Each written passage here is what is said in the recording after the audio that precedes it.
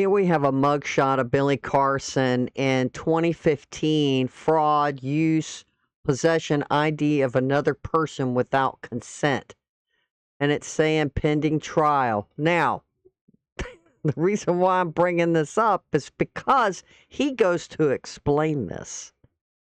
He goes to explain this on his 3-hour rant that that he had taken down. He didn't want nobody to see. I'm going to have a video loaded up of his rant with no commentary, so you could go and watch it and do whatever you want with it. But this is his explanation for why he was charged with fraud. Anyway, this is my first car. It's a 1978 Buick Skylark, I believe. It was 78 or 79. I believe it was 78 though. Buick Skylark, sky blue. That's it right there. And why am I showing you this? I'm showing you this because when I got this car, I used to do something very stupid as a young man. I used to leave my driver's license and my social security card, which was in my wallet, underneath my car seat because I forgot my wallet so many times, and I would get situations where I didn't have my wallet, didn't have money, or I would get pulled over and not have my ID on me. So I said, you know what, this ain't gonna happen to me no more. Literally only 16 years old. So I put my ID on me. Now I lived on my own. I moved out and got my own apartment at a very young age. I'm in this place off of Miramar University, right next to the Sam's Club. I think it's the name of the place now. But anyway, there was another gentleman in my neighborhood. His name was Terrence. He had the same car I had. But I had fixed my car pretty nice. I put nice rims on it. I put trues and bows on it. I had crushed down interior. I had 210s and 212s in the trunk with a Sony amp. It's a nice car. Nice sound system and everything else.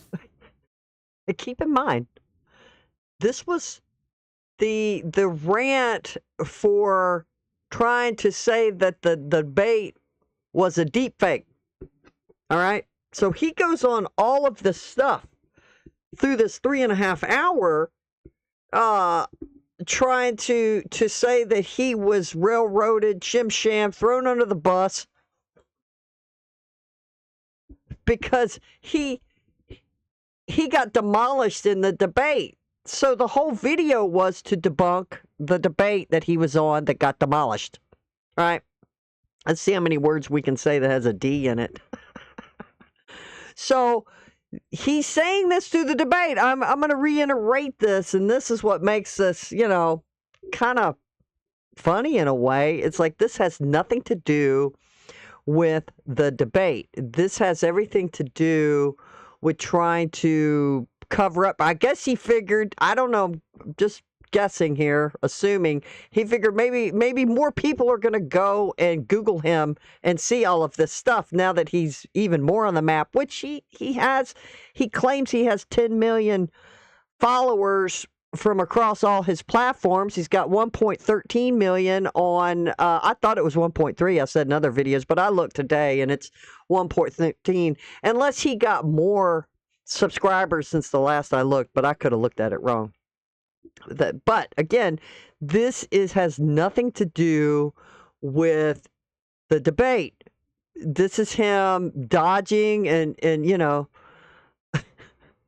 this is his explanation on why he was charged with fraud.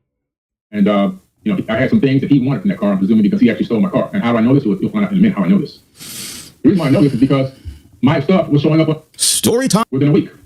The same exact car model making year. And if you look at this album cover, this is the Poison Clan album cover called Poisonous Mentality from the Poison Clan rap group based out of Miami, Florida. The person right here, dead center, next to the red logo, up to the right of the logo, and also directly under it, superimposed, is Terrence Howard. Not the actor Terrence Howard, not my good friend Terrence Howard, the actor, but Terrence Howard, the sleazeball, who actually stole my car. But in my car, what did I have? I had my identity. I had my license and my social security card in there, which he ended up utilizing for his crimes.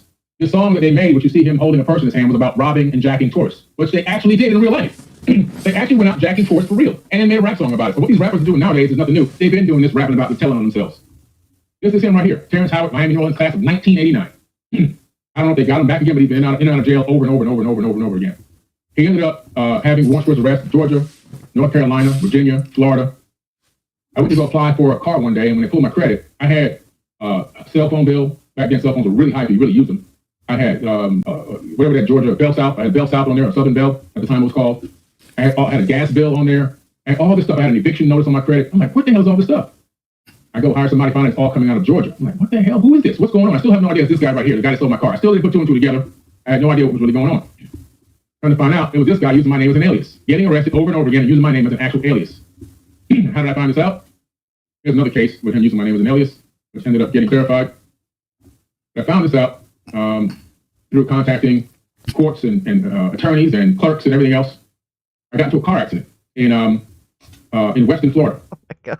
I was coming down South Post Road, and two cars ahead of me, a lady tried to swerve out of the way of an animal. There's a deer back there. I'm sorry, but again, reiterate. This was supposed to be a video on debunking the deep fake.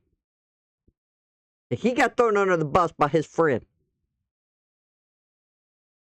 because Wes Huff totally demolished him, put him in his place, showed the world that Billy Carson is a snake oil salesman who makes his bread and butter on conspiracy theories and aliens. And he's an authority on space, the creation, the Bible. This guy's tentacles is in everything. I mean, it is kind of unbelievable in a way to think that he could know all of this stuff. Again, he's going on about this other car and how nice the car is.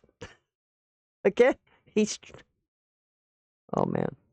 And instead of hitting an animal or a deer or whatever it was, she slammed on the brakes, and it ended up creating a three-car pilot. I was the third car in the back. That's my car. That's my Lexus GS right there. And smashed the car. We wait for the cops. The cop gives her a ticket. I'm waiting for a tow truck to get my car on the flatbed. It's now total. I only had the car for a few weeks or whatever. The car's total. And then the cop says to me, the state trooper, he says, Mr. Carson, come here. I said, yes, sir. He said, I think I'm going to have to take you down to jail. I thought it was just joking, so I started laughing. He said, no, I'm serious. It's a warrant for your arrest. I said, a warrant for my arrest? Where? He said, North Carolina. I said, North Carolina? I haven't even been in North Carolina. I said, I might have been through North Carolina when I was a young kid, riding in the back of my grandfather's van on the way from New York back to Florida to visit my grandmother for the summer. But as a man, I've never been in North Carolina at that time in my life. He says, I don't know, man. I said, you got to show me this on the screen. He opens up his laptop, and right there it says, Billy Carson, alias Terrence Howard. Again, for clarification, not the Terrence Howard, the actor, the Terrence Howard, the sleazeball that went to my high school. He had warrants for his arrest, and gave me it showed him as a foreclosure in Georgia, delinquent gas bill and collections, AT&T collections, Verizon collections, plus numerous other arrests that he had. Some of the stuff. So he was wanted for trafficking cocaine in Dougherty County, Georgia. Also, this is where defendant number 3 gets on his video and says he wasn't didn't get put in jail for selling weed. He was put in jail for selling cocaine. No, you clown. You doxed me, and you just gave me an official defamation of character, because this is provable in a court of law, as it was proved that I was released, and they would look for him, not me. So this is what happened. He was wanted for that, and they almost extradited me there because the attorney that we hired to hop on this case was like, I can't get to it right now. I got to get to it in by Monday or Tuesday, but he'll be fine, and so forth and so on. This is what he's telling my ex. And the only good thing she ever did was she actually contacted the state attorney up there, and the state attorney realized they had the wrong man, so they let me go. That's what happened. And I got a document to that stating that effect. I don't know if this is true or not, or if he just twisted all this around. I don't know. And I really can't pay money to go and to be able to look up these things because, I can't afford it. But I just thought this was interesting. Okay. And so this is also a communication not too long ago with the people in charge of the documentation, because I wanted to have another hard copy, because all the moving I had lost an official copy of some of my receipts, so I contacted her, and this is actually email. You can see her information on here, her phone number, everything, to get that documentation again, and got a copy of it back again, maybe last year, I think it was, 2023, whatever it was. Here's an official record of what... Since Billy's not going to talk about what happened. So through this process, my credit was so messed up, and all this arrest stuff was popping up from this guy, and this is when the digital system really didn't exist yet. So it was so hard for them to distinguish. It was like they couldn't just scan my fingerprints and tell it was me, because they didn't even have scanners back then. There was no scanners at this time. It was old-fashioned looking at it with a magnifying glass situation. And an attorney I had trying to work on getting this all cleared up was costing a lot of money, taking a lot of time. And I wasn't getting a great response from the credit bureaus and situations for me renting property. I don't know about that. When did we start having scanners? Now, this is in 2015. I think we had scanners in 2015. I'm just going out on a limb here. But this just plays into, can we believe him? When he tried to convince everybody he was so right on the crucifixion. Or Jesus was married. There were so many things he's wrong about. I don't know. I'm just questioning this, and you decide. And everything else was it was horrible. I was really debilitated. So the attorney suggested that you should change your name temporarily until this all gets cleared up, and then you can change it back. Well, here's a copy of that record. So I was born Billy Cameron Carson II, and then I did a legal name change to William Carson temporarily. Well, I was hoping to get all this cleaned up and straightened out, which I eventually did. I just never got around to changing it back, and I got comfortable with it. It was like, whatever, man. Who has time to keep going back to court and doing this all over again? Until later on in life, I had this happen. This is a couple of companies that I used to own, and I had some partners in this business, 3 partners in the business.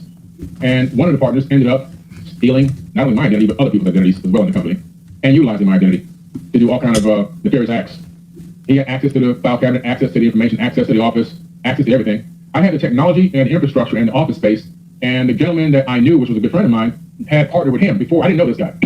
So my guy knew him. He came on board to bring they had the sales reps and I had the office. They had the training system and I had the infrastructure. So it seemed like a perfect marriage. So I got to know the guy a little bit or whatever. I didn't know the guy was shady. And my partner didn't even know. He had pulled the wool over his eyes as well. That this guy was shady. Ended up having to get an attorney. Here's the official letter here. Finding out that he was siphoning deals out of our office and putting them through another company he created called oh my God, Genie, something Genie. I forget. I can't see it because my eyes aren't. Well, that's enough of that, the shadiness. So whatever side you think, is he shady? Is he a charlatan?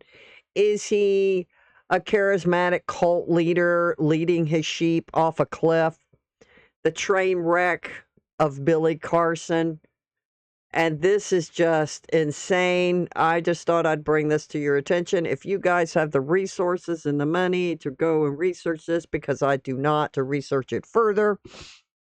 I found this post on X that somebody brought it up, said Billy Carson is either extremely ignorant or lying about a lot of what he says. Fact check him while watching one of his videos. Insane amount of misinformation. And then he's saying Billy was arrested in 2015 for fraud. Now, Billy is claiming that it was somebody else who stole his car, that he kept his ID under the seat because he always forgot it. So you decide on whether to believe him or not. And there you go. There you go.